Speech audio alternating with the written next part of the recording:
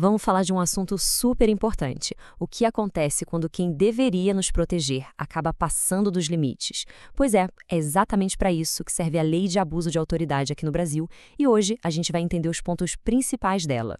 E olha, para não ter nenhum tipo de achismo ou interpretação errada, vamos direto na fonte, né? O nosso guia aqui é o texto oficial da lei.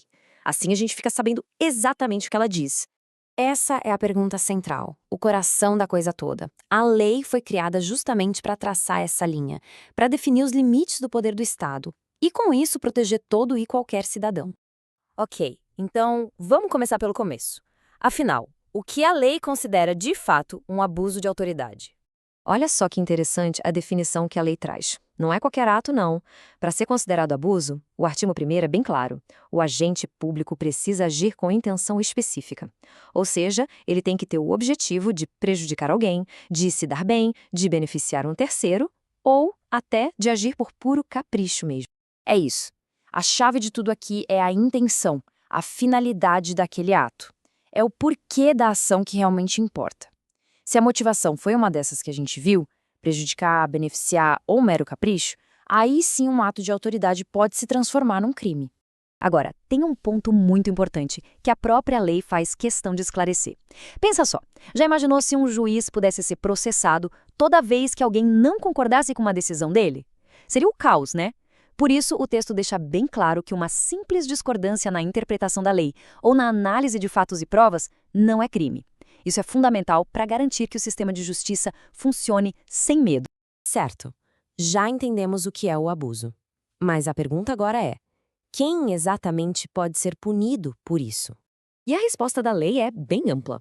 Basicamente, qualquer pessoa que exerça uma função pública, mesmo que temporariamente ou sem receber salário. A lista é enorme. Vai desde os servidores e militares até membros de todos os poderes, legislativo, executivo e judiciário, além do Ministério Público e dos tribunais de contas.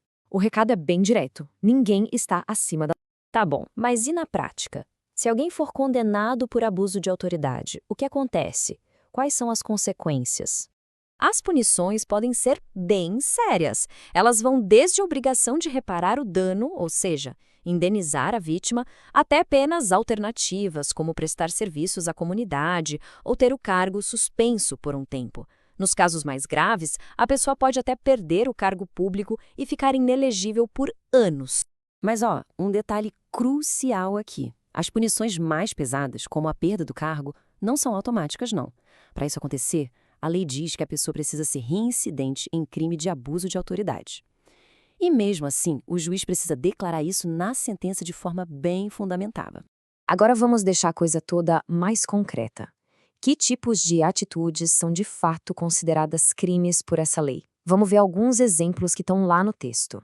Começando por um que é bem grave: ordenar a prisão de uma pessoa de forma ilegal, sem que existam as condições previstas na lei para isso.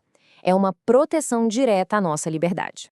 Outro ponto fundamental: ninguém é obrigado a produzir prova contra si. Então, forçar uma pessoa detida usando de violência ou ameaça para que ela se incrimine é um crime claro de abuso de autoridade. O direito à defesa é sagrado, né? Por isso, impedir que uma pessoa presa converse reservadamente com seu advogado, sem um motivo justo previsto em lei, também é crime. A nossa casa é o nosso refúgio. A lei sabe disso. Então, entrar ou permanecer na casa de alguém sem autorização judicial e fora das situações permitidas, como um flagrante de crime, é uma violação gravíssima. E a privacidade? A lei também protege. É crime, por exemplo, vazar gravações ou conversas que não tenham nada a ver com a investigação só para expor a vida íntima de alguém. E, para fechar os exemplos, um que protege a imagem e a honra das pessoas. Uma autoridade que, antes de qualquer condenação, sai por aí afirmando publicamente que alguém é culpado. Isso também é crime. É um desrespeito total à presunção de inocência. Bom, depois de ver tudo isso, a gente chega a uma pergunta final. Por que, afinal, essa lei é tão importante para a sociedade? Basicamente, essa lei funciona como um escudo para o cidadão.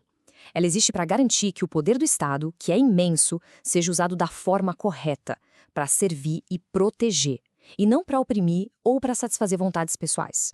E no fim das contas, uma lei como essa fortalece a própria democracia. Ela deixa a mensagem muito clara de que todo mundo, sem exceção, está debaixo da lei e precisa prestar contas de seus atos. É isso que ajuda a construir a confiança da população nas instituições. E para encerrar, fica essa reflexão.